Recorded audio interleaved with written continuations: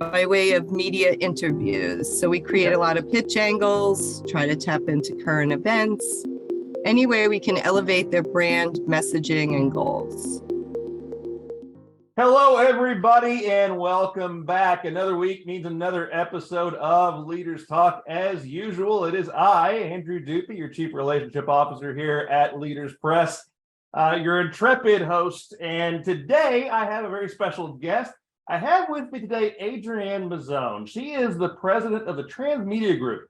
So she oversees both its domestic and expanding international operations. And Adrienne is widely respected and considered one of the most creative and resourceful minds in public relations strategy. Adrienne's goals have always been to keep a good standing relationship with clients by giving even more value and going above the media exposures and targeting each and every client's individual goals. Adrienne, welcome. She's also a fellow Italian-American. We've been having a little fun conversation before our recording about that. So very much welcome, Adrienne. How are you doing today? Oh, great. Thank you for that intro, Andrew. You're hired. Definitely. But you nailed it. You nailed it. Lincoln will let you do that. But absolutely wonderful to have you here. So let's actually take a step back. Tell us a little bit about Transmedia and yourself and what y'all do for people. Absolutely. Well, no day's the same. I'll start with that. But we're basically, we are a PR firm that takes all our clients' goals and tries to reach them by way of media interviews. So we create a lot of pitch angles, try to tap into current events, any way we can elevate their brand messaging and goals. Yeah, and I think that's something that's extremely valuable nowadays. I mean, right now with the increasing amount of attention on social media, with the concentration on content creation, we're moving into a new era of really having to redefine ourselves in the terms of public relations. So how does Transmedia help people with that new and exciting frontier that we're heading into? Absolutely. Everybody these days have started some sort of digital platform, whether it's a podcast, whether their social media is really active with videos on TikTok. So we help with social media. But we also help, I think, grow podcasters' audience by providing good guests with unique content and stories to share. So that's our, way of helping the media, as well as creating a lot of different angles that some podcasters or media would say, oh, okay, that's different. Let's do that. Let's roll with that. And we keep it flowing. It's constant brainstorming. Everything we do, it's a lifestyle, and it is constant meeting with our clients, teamwork, right? Teamwork makes the dream work. So our staff is pretty much former journalists and reporters or producers. And so we utilize that expertise and really pull out of our clients stories that we could share that will help advance their goals. See, and that's interesting. I'll take out my notebook here and kind of steal some information while I'm doing this. So we've had a couple of other episodes we've talked about that. It's like you don't necessarily start a podcast and go from sitting in your living room on top of a laundry basket with a camera and go from there to having guests like Shaquille O'Neal or Barack Obama on your podcast.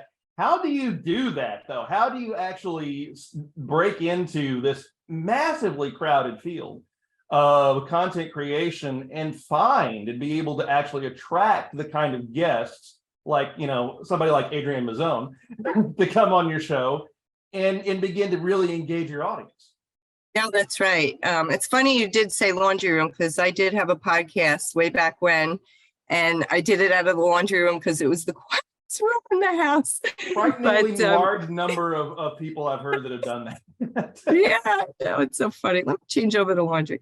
No, but really, I think if you pick a genre and you try to stay in that path, you're going to attract more and more people in that path, right? But I think putting the right queries out and spreading it out to all the public relations firms that represent because everybody that's a celebrity have an agent, a manager, a publicist, right? So you want to let those publicists know what you're doing, who you're looking for, and put a criteria. Throw in who is your, most followed, most popular guest. And that will start to generate interest and keep in line with what you're looking to achieve with your podcast. Gotcha. So with a lot of our audience I know a lot are listening, thinking about moving into, maybe podcasting, any kind of public relations, public speaking, maybe even segueing that into consulting. Give us a really good success story. We like stories. You mentioned stories. Something that just resonates to you that might talk to our clients who are more business oriented. They're looking to be able to actually use their podcast, maybe to brand themselves and their business. Okay. Well, I'll give you an example. I love living by case studies. We had Joel Waldman, who's an amazing journalist. He's been a media correspondent for many years. And he started a podcast, Surviving the Survivor, because he wanted to do something with his mother. And the two of them got together and started a podcast.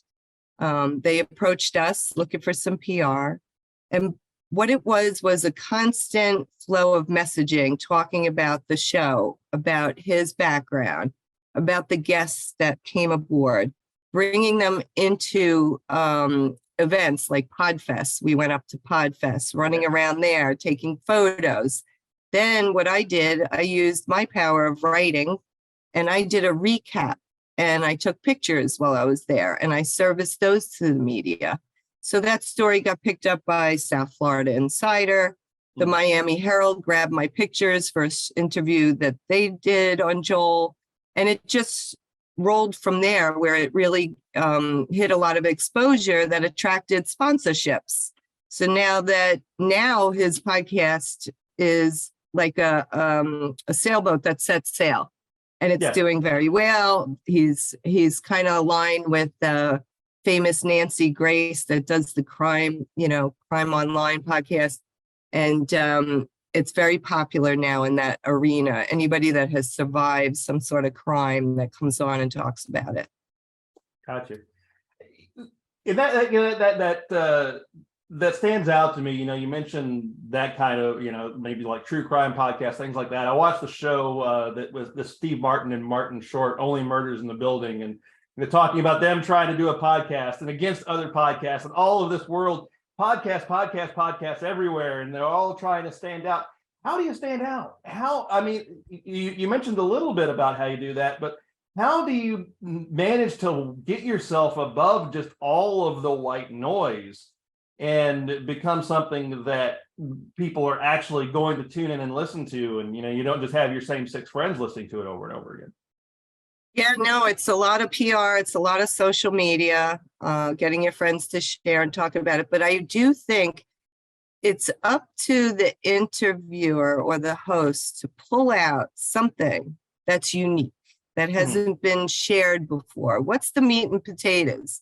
Because it's great listening. You have a fan, you're a fan of a celebrity or a story going on, and you hear the same thing over and over and over because they're out doing podcasts. But when you hear that one thing that resonates, that, oh, I didn't know that, that's what really makes the momentum keep going and gets the popularity of that show. Absolutely. They have to have something unique. They got to find what that is. Could be anything. Yeah. And that's what you take. You take that clip and say, first time heard. Everybody loves first, right? First, the first of. Yeah, exactly. Revolution, it's the hook. First time. Yeah. Those are the key words. I remember doing press releases, and it's like revolutionary product was used so much at one point. We had to come up with different terms because I think the media was tired of revolutionary. Yeah. That's just it. It's the hook, and it's the thing that's actually going to get somebody to say, I want to continue to listen to this, rather than tuning out in the first 5 minutes saying, okay, this is the same stuff that I've heard time and time again. A lot of our people that are listening to us right now, they're thinking to themselves, well, how can I use my business to build in that hook? Because they're thinking about this from the perspective of what I do, what we do, you know, the business podcast, using this to kind of help brand ourselves and show ourselves as a thought leader. So when you're talking about in the perspective of coming at it from a branding perspective, of a business podcast perspective, you know, what advice would you have for somebody that's trying to do something in that area, in that realm? I think any CEO of a company that's successful, that means they have expertise to share. I Right. think that's their golden ticket. Every CEO should have a book to use as the marketing, their marketing material and promotional material, right? So anybody that knows a brand, a company, they see the success. If somebody writes a book and they start promoting it correctly, they're going to want to know about that person, what they did, where they started, how did they get to where they are today. Everything, there's always something to learn. There's always tips to share.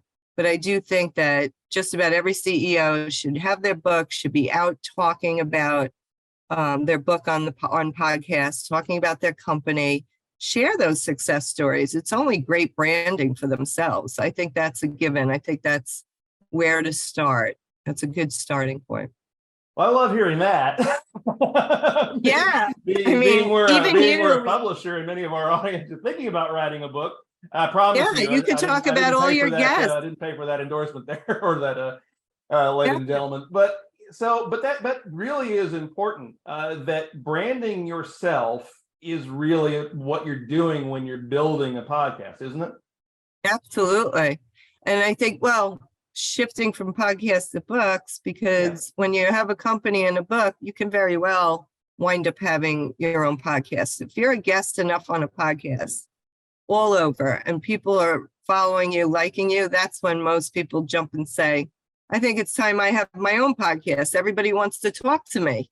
So I think that's a great avenue. I also think if you're going to do a book, it is important to get the right person to write the foreword on your book, to get some advanced reviews for your book, and then to try to have some sort of strategy on launching your book and what you're going to use it for and how you're going to use it. My CEO, he's written many books. Everybody he meets, he autographs that book and hands it to them. That's a interactive personal business card for someone to really get to know you, your writing, what you've done, what you're working on. So I think it's terrific. You can write one about all your guests, right? I'll write your forward if you want. Well, see, that brings me to that idea of synergy. It's not, when you think about it, some people think to their minds, well, why would I want to do this? Why would I want to be a public speaker? Why would I want to be a podcaster? Why would I want to write a book? Individually, they're thinking about these things compartmentalized and wondering, how am I going to make money off of these? Because let's get down to the brass tacks. That's what a lot of people are wanting to do with this. Thinking about having a revenue stream that's going to be built off of this. But really, it's all about finding ways to help you integrate all of these things. How does transmedia help people with that aspect of things? Well, for an author or a podcaster, it's all about demand and fame, right? Yeah. So if we could submit them as a speaker and they get that, that's PR, that's building exposure, right? We build on that. But if you have a good story, that story also translates into possible films, documentaries, the inside look. Look at 60 Minutes, Inside Edition, Dateline, all those shows, they go into your lives, right? So I think almost any CEO that has a story that started a successful company that's brand is worldly known, that's a documentary. How did they start? Let's go back to the beginning. Let's learn about that person. So I also started a production company, and that's what I'm doing now with all my authors. I'm looking to get them some good deals and try to turn it into either a docuseries or a documentary or a film. So I'm networking in that whole entertainment industry really, really hard now to make the right connections. but those are higher goals. Who wouldn't want to be in a movie or a film about themselves? That is a legacy in addition to the business you built, right? The book you've created. Now let's turn it into a film that really hits national, international distribution. I think that's a great avenue for a lot of CEOs. Yeah, and we've seen that. I mean, you can go back, couple of our books that we've had in the past have been in that direction. The book we had by Ken Ashby goes into that very heavily. But I hear sometimes, I really do. But Adrienne, I'm not a camera-seeking missile like Andrew. I'm not a guy that I want to do this. I want to do the things that I want to get in front of people. Maybe I want to have a movie made, but I don't know how to be able to actually become that person that can sit in front of a camera. Not everybody likes to get in front of crowds. Not everybody wants to do it, but they feel the need to do it. What do you do to help people build on that and actually be able to overcome the obstacles to, maybe that they don't feel like they want to be in front of people? Well, we do media training. I think that's important. Okay. So it's rehearsing, it's coaching, it's getting comfortable in front of the camera. I mean, I'm usually behind the scenes, but I don't mind talking. You always hear it, the shoulda, coulda, woulda, right? That's after somebody does a speech or an interview, and you find that. And I tell all my clients, forget it. Just live in the moment, treat everything as live. And if you don't want to watch yourself, don't watch yourself. But coaching and media training is absolutely nothing wrong with that. Even lawyers go through acting courses sometimes because they have to go in front of a judge. It's very intimidating sometimes. Yep. So just about anybody can, turn that around into being more comfortable. I don't see why not. And that's where I was kind of the point I was hoping you were going to get to there is that, even if you're a lot of people that are CEOs, entrepreneurs, business people that have maybe built a business themselves up from, mom's basement all the way up to now multi-million-dollar business. A lot of times they've done much of that themselves. But there's nothing wrong with understanding that when you start to reach areas that you may not be your wheelhouse, you need to begin to look for help, for support. And what do you say to those that have maybe been very insular and don't feel necessarily comfortable with beginning to reach out and branch and say, hey, I don't really know this area very much. Help me out. Well, we are full service. And I'll give you an example. I won't name names, but she's a famous celebrity today. So I arranged for her to be an MC. It was all very exciting at an event. However, public speaking was not her forte and never did it. So I did a barter with a major theater where I had her on stage on a podium, arranged for some people to sit there, and we rehearsed it. I taught her eye contact. We went through until she hit her comfort zone. And it worked when you can stage it. You have your family and friends. If you can't do that in front of your family and friends after a while, then maybe it isn't in your wheelhouse. But I've never really had a situation where we weren't able to conquer that fear and get people talking to an audience. Yeah, and that's the same with us. I don't think we ever had a situation where we were able to help someone get their book written. We're in a position where they had writer's block, didn't have enough time, whatever there was, their obstacle that was keeping them pushing that book back year after year after year. There's always a way to get over that if you have enough help. The same thing with podcasts, same thing with public speaking.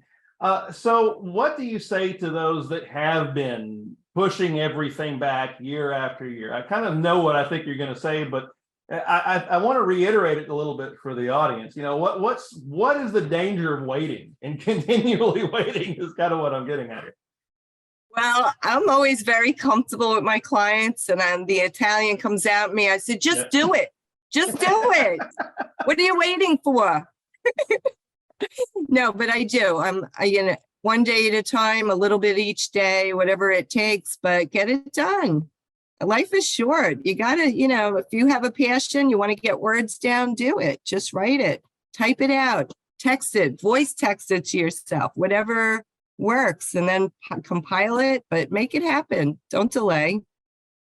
Do you have any like specific case studies, somebody standing out in your mind, another story of maybe somebody that had put things off for a long time and then finally got over a hump?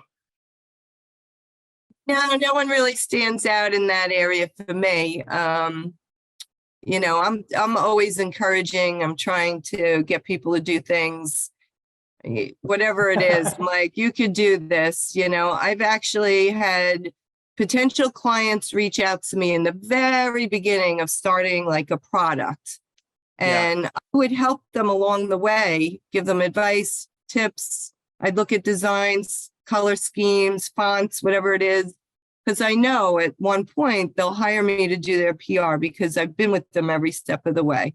So I just encourage them, do what you can, just keep at it.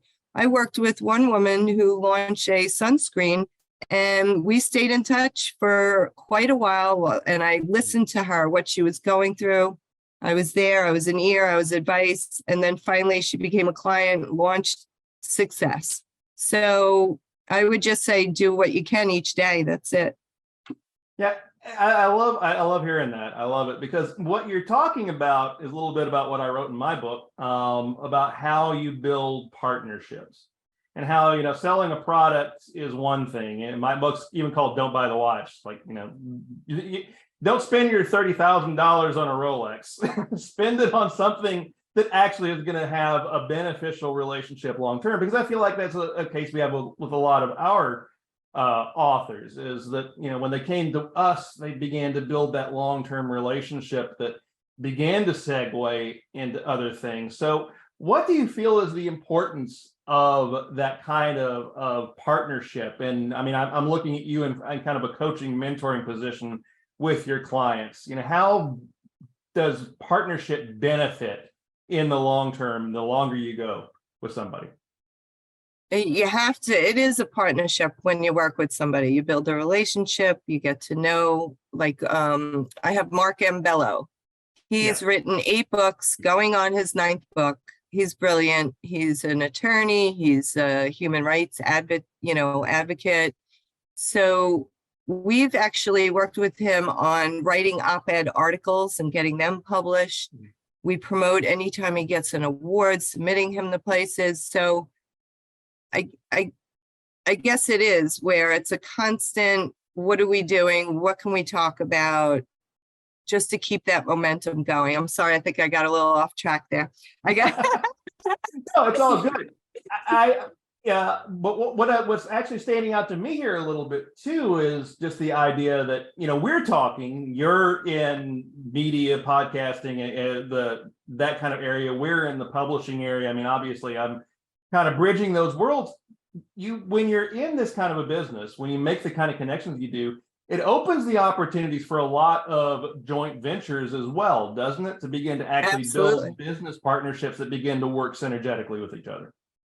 Absolutely. I mean, we put out press releases or articles, and it usually stimulates speaking opportunities, a film opportunity. Love to have them as a guest on a different show, attend an expo, be a speaker there. So yeah, absolutely. And it's relationship building. So we actually submit our clients to just about anything. And we think of collaborations, think if there's a franchise opportunity, think if there's a way they could sit on a board, because I learn about their passions. So really anything goes, and it all equals to keeping that exposure, momentum, people talking about you, and then leading to the next. What's next? Yeah. Exactly. I mean, and that's, I think about that with myself. We do this podcast, and then I'm guest on other podcasts because I do this podcast, and then I make business connections on those that then lead to them others coming on mine. I mean, I have one later this week, Susan Friedman. I was a guest on hers a few weeks ago, and now she's going to be a guest on mine on Friday. So it really becomes, as you continue to build these networks with books, with appearances, it really becomes just kind of a domino effect, doesn't it? In being able to build and branch out in many, many different directions. Absolutely. Have you at this point did any expos where you go and set up your podcast and interview the CEOs that come through the expo? We're getting ready for that. Ah, Not yet, but little spoilers, ladies and gentlemen. yeah, well, call me. Let's talk about that. That is one of my fortes. I love expos because I talk to everybody. I go and maximize and make sure if they're spending all this time and investment in going to an expo to display their, business or product, I make sure media is coming to their booth and meeting them. I'm making sure buyers, like I talk to everybody. I can't even tell you. So I am flown all over the world for expos, from TechCrunch to food industry expos to blockchain expos. I've worked with so many people to do just that. And one of the best things that are there is someone like yourself who is setting up a schedule to interview people that are there. I think it's really important, and it really maximizes not only the event, your audience, the businesses that you're helping. It's just a win-win all around. So I'm a firm believer in you got to get to all the expos. Well, that kind of leads us to the next to my next question as we kind of start winding down here a little bit. That's one golden nugget, but I'm not going to let you off the hook, because one of the things that we always do is we always have kind of a little moment where we just have a piece of advice we haven't necessarily talked about, something we haven't really gone to. What is something in our audience that you haven't covered that you really want them to know? A golden nugget, something that you feel like will be universally applicable to all of them, that will help them unlock their potential in this direction. Everyone needs a publicist. Everyone. At some point in everyone's life, they always say you have your 15 minutes of fame, whether it is about you, whether you're stumbling onto something. Always have a publicist ready to call to help guide you through your content, your messaging, your interviews, your scheduling. I think it is very important. Absolutely. Wonderful.